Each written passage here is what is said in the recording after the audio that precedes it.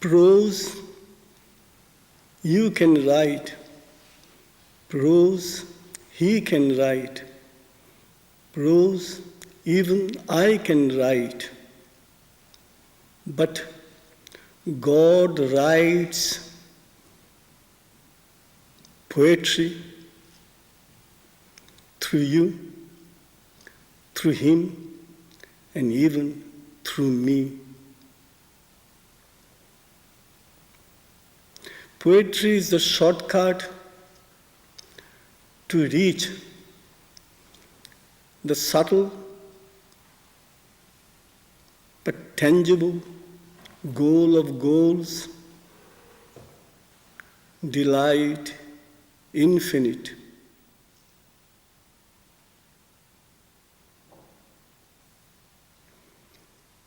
A poem starts in streaming tears and ends in soaring smiles.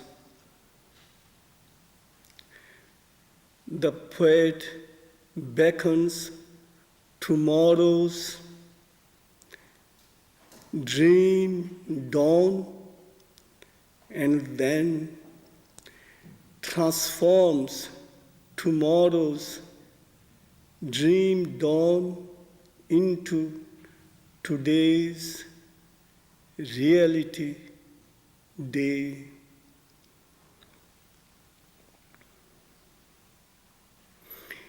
It is a deplorable mistake we make when we try to understand a poem.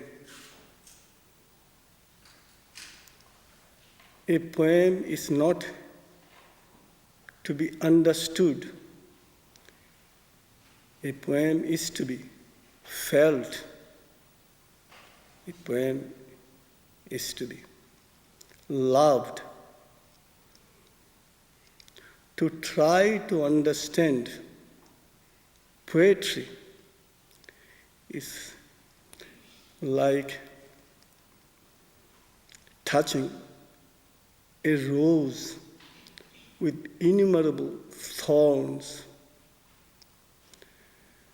To try to feel poetry is to lovingly hold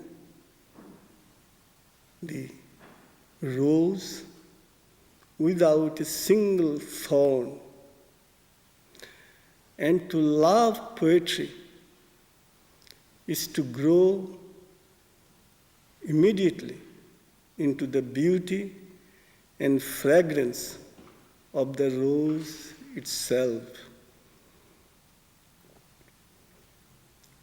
The soul of the poet creates, the heart of the poet originates, the eyes of the poet initiates. Inside each human being, there is a poet. This poet can bring down the loftiest heights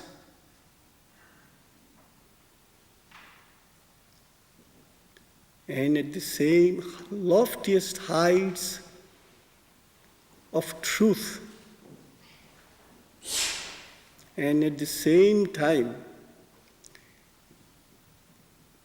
can powerfully eclipse the darkest falsehood if and when necessity demands.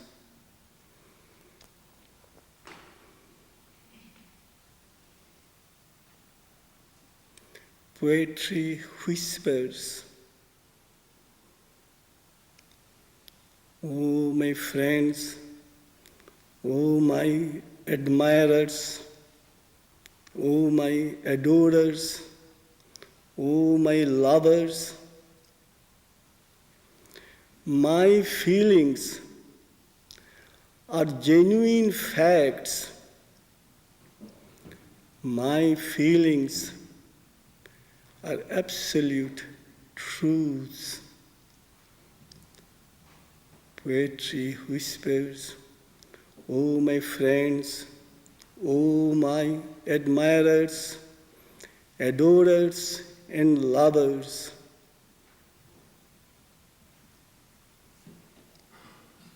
My meters, metrical movements, processes. My children, iamba, strokey, anapist, spondy, amphibrake, amphimesers, these sweet children of mine can measure the measureless lengths, measureless heights, and measureless depth. Let us embark on infinity's voyage with my children, sweet children.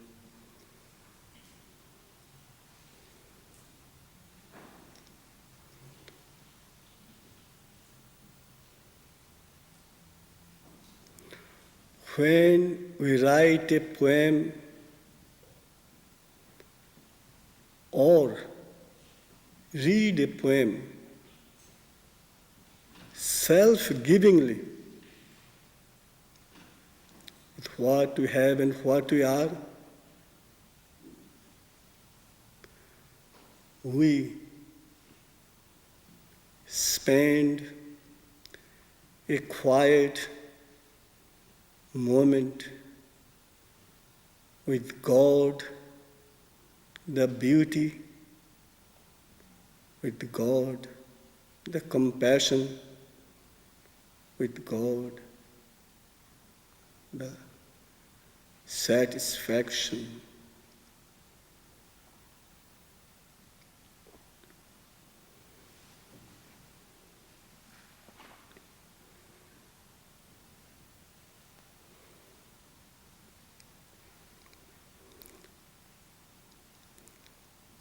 I am a poet.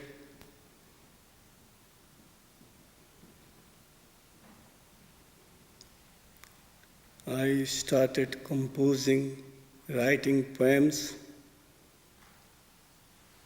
right from my infancy.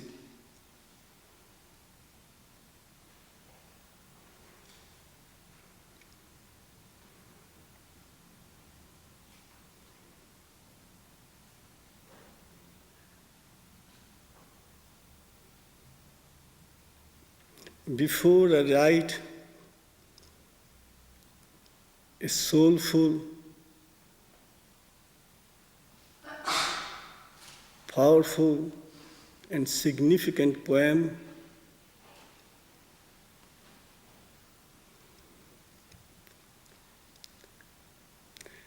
I concentrate with my vision eye.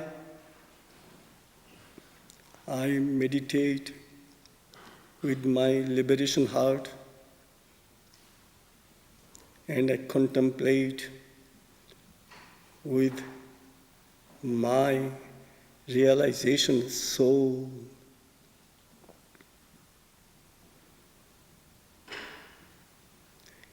And then I focus my life camera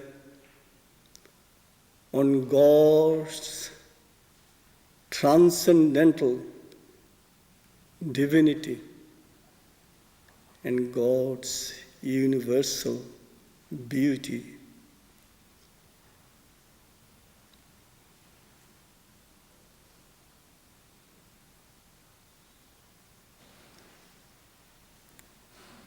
After I've written the poem to my satisfaction,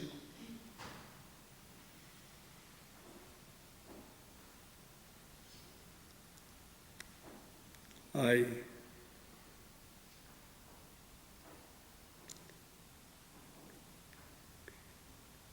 soar,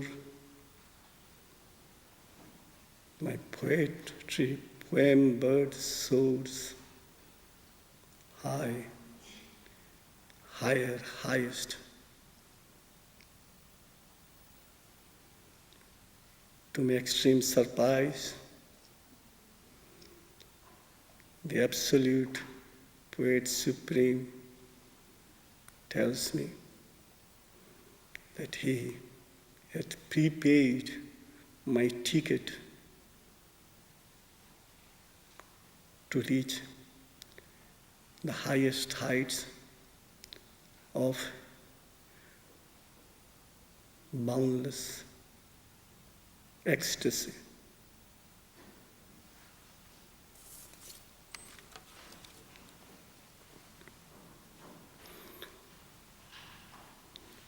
When I read a poem in absolute silence, the soul of the poem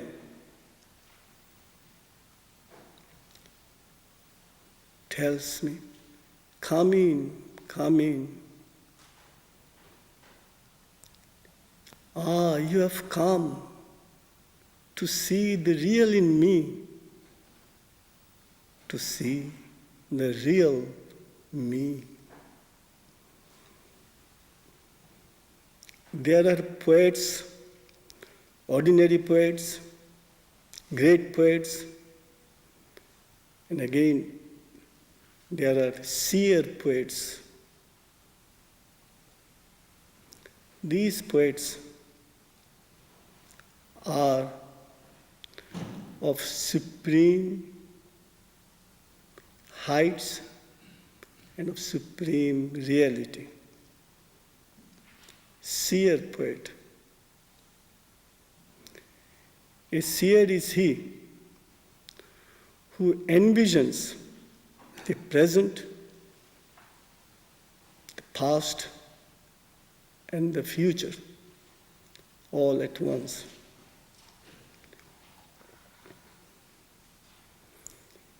The great difference between music and poetry is this. Music is a universal language. I do not have to learn a particular language in order to appreciate the melody or the soulfulness, rather qualities of the music, that particular language. Just because music has a universal appeal, I can appreciate, admire, and adore, and love the music.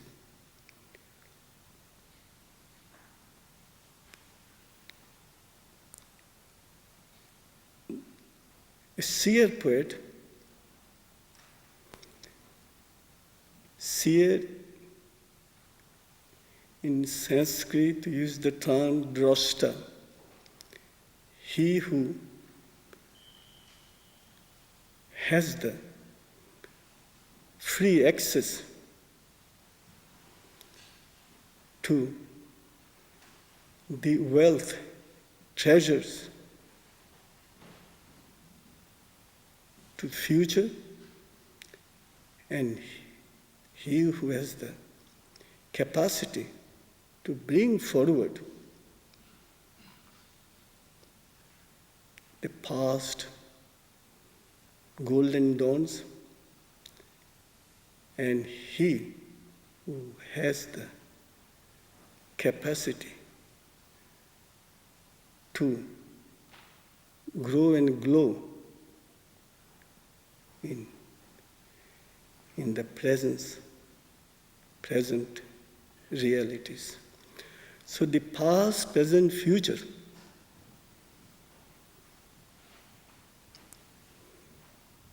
poetry can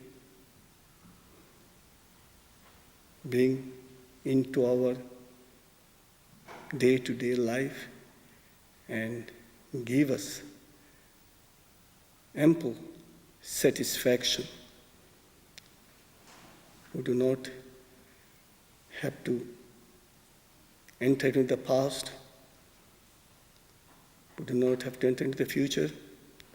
We do not have to look around what is happening. But poetry can do it easily for us, if we happen to be seer poets.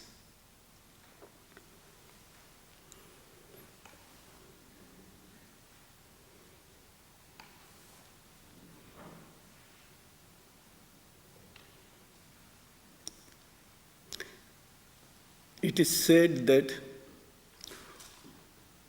poets are born and not made. Unfortunately, I do not and cannot subscribe to this view. There are many poets I've seen in my lifetime who were not born as poets, but by virtue of their hearts, climbing cries, and one-pointed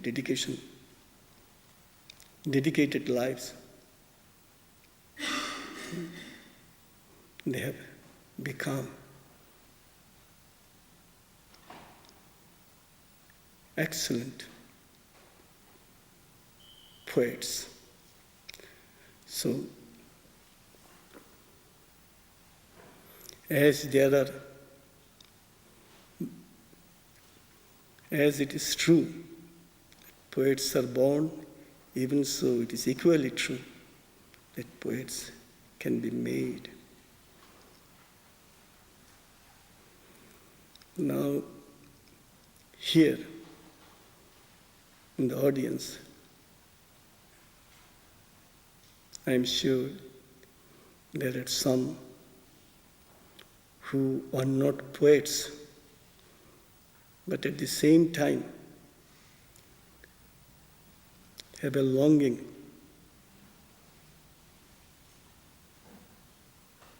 genuine desire to become poets.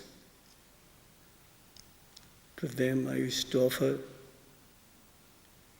a few humble and soulful suggestions.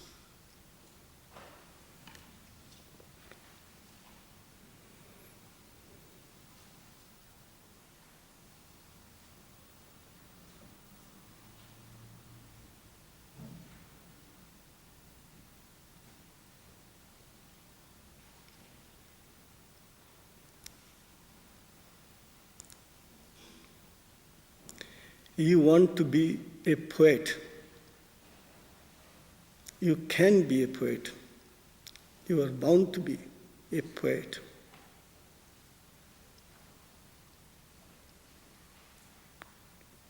Do not allow yourself to be ensnared by doubts,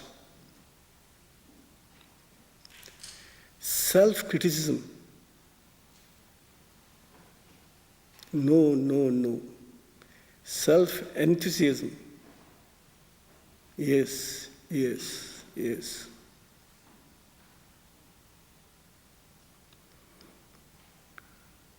Try to free your mind for a few minutes from the coil of thought. Just for a few minutes, try to keep your mind silent.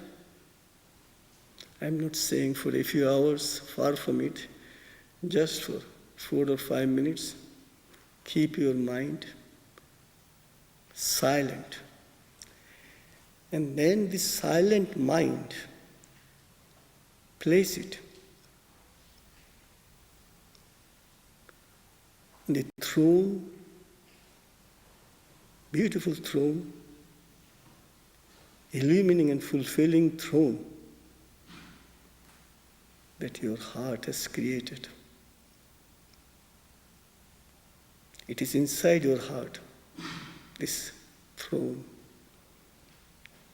And your heart is welcoming you to sit with your calm mind, to sit on the throne of beauty, purity, and divinity, which the heart has created for you.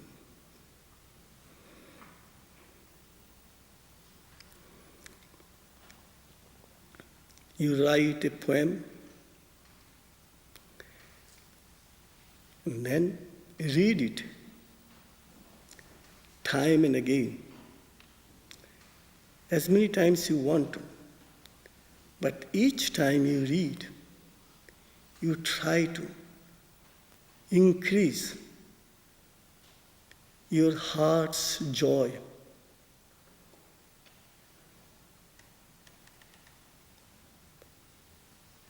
With your imaginative power.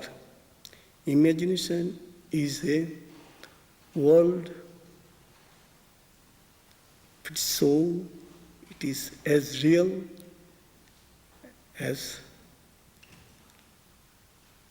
the reality that you see all around. So increase your joy every time you've read your poem. Take the poem as a whole. Appreciate it, admire it to your heart's content. Think of the Creator. Creator has created this creation. He has created, he is observing his creation, and he is enjoying his creation. Exactly the same way you create a poem, observe it, and enjoy it. You are the creator, you are the observer, and you are the enjoyer.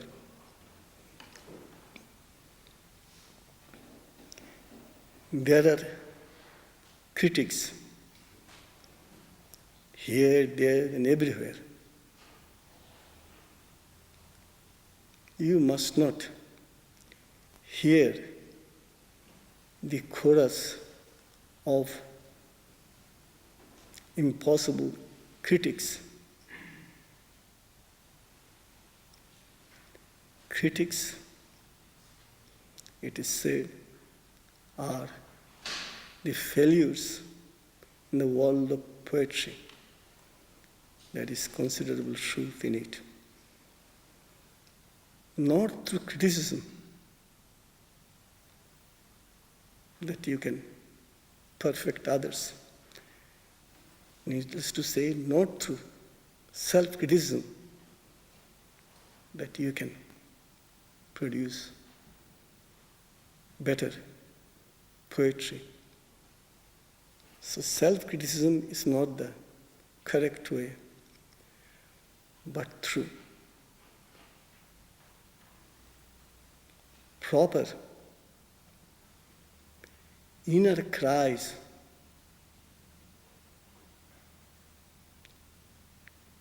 through self-searching,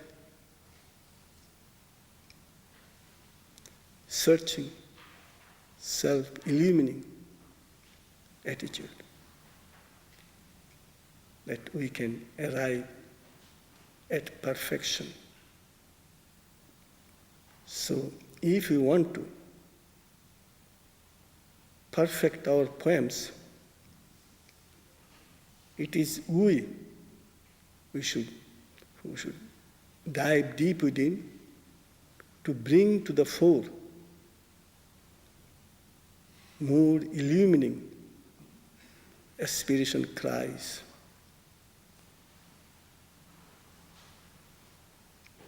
What we need at every moment is enthusiasm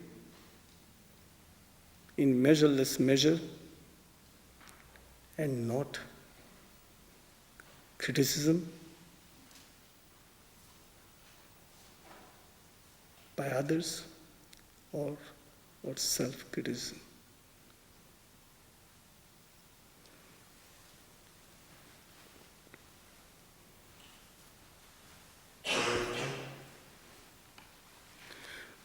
Poetry is humanity's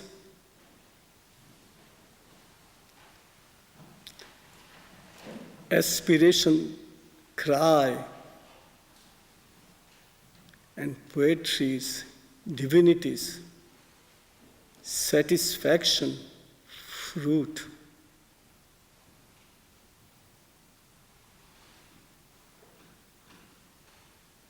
There are many, many planes of consciousness from here.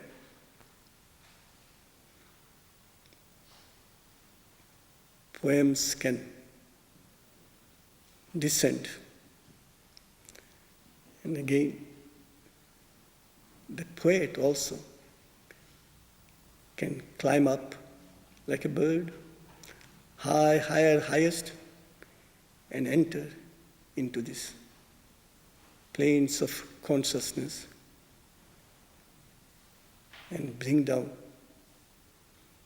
the loftiest truths,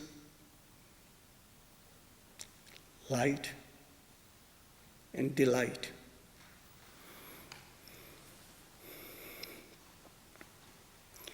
A poet can write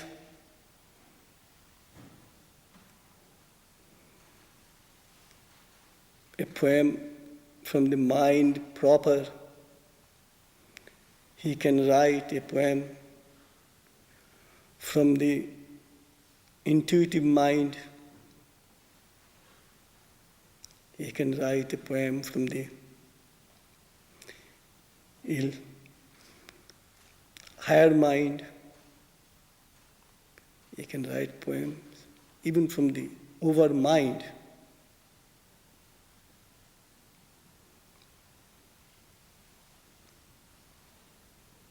Even higher. From the over mind, he can bring down divinity and reality and offer them to mankind. But when a poet enters into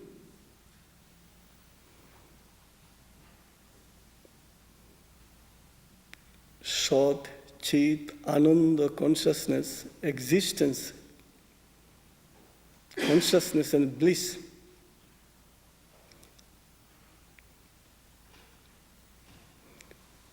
which is higher than all the planes that I have mentioned, mind, intuitive mind, higher mind, over mind, super mind. The poet feels that he has covered the longest possible distance.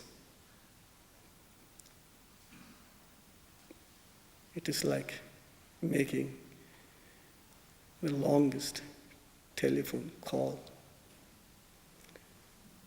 But once he reaches this highest plane of consciousness, he sees the poet supreme, absolute Lord, poet supreme, standing before him and tells him, "My poet child, you are mistaken, completely mistaken. once you reach the highest, once you become one with the highest, your journey start and the highest are not at two different places.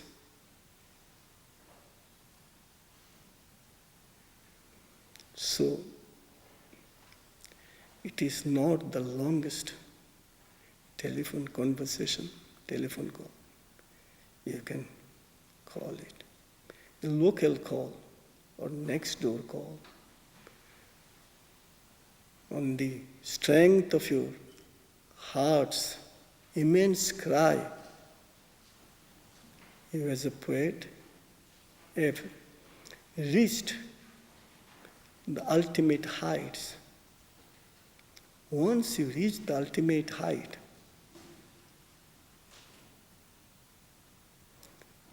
the journey starts and the journey close, become inseparably one. And here, my poet child, I want you to sing with me. I barter nothing with time and deeds. My cosmic play is done. The one transcendental I was, the many universal I am.